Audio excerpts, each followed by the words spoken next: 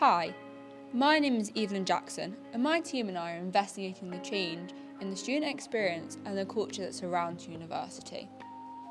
During this investigation, we've explored how being in a different generation has changed the university experience. From the education that they receive to the social experience, how has student life and culture changed through different generations?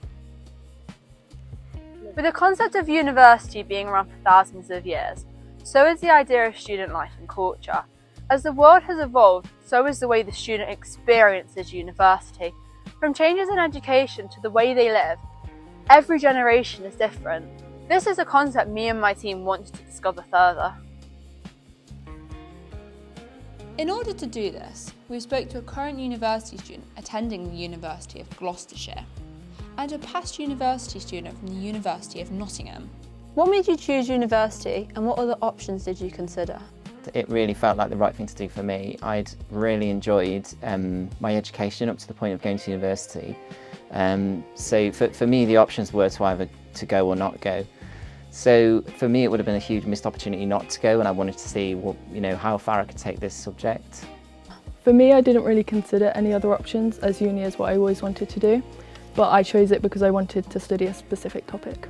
How would you define student life? I look back so fondly on my experience as a student. It was an absolutely amazing time. I don't come from Nottingham, so Nottingham is a new city to me. I'd come from Coventry, which is very, very different, but similar in other ways. I was transported from where I'd come from to this whole new place.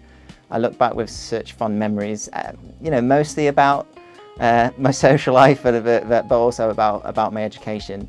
And obviously that leads into a little bit of what we're talking about, because I now work in the place where I was studying. I think for me, student life is exactly what you make it, but I've learned a lot of independence and been given the opportunities to do new things and meet new people. Does the education you received meet the expectations you first had? The expectations that I had for my education were many and varied, and probably quite poorly informed. So I had lots of expectations about what my degree would be, and I think they were all completely smashed out of the water. I think yes and no. I'm really impressed by the expertise of all my lecturers, but I didn't realise there'd be such an emphasis on compulsory modules. How different do you think your life would be if it wasn't for going to university? My life would be incredibly different if I hadn't gone to university, largely because now I work in a physics department. I'm an assistant professor, that's like a lecturer. And so basically I earn my money now by doing research in physics and teaching undergraduates and helping people get their PhDs as well by research.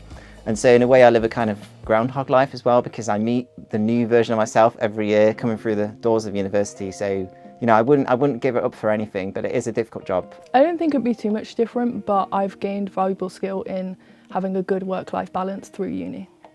Through these two interviews, we've learned how both current and past students show a positive experience with the Institute, enjoying their time there and being happy with their decision to attend. Yet, they did disagree on one thing. How different would their life be without attending? Therefore, is university the place to be for the next step in a young person's life? Or does it not make that much of a difference?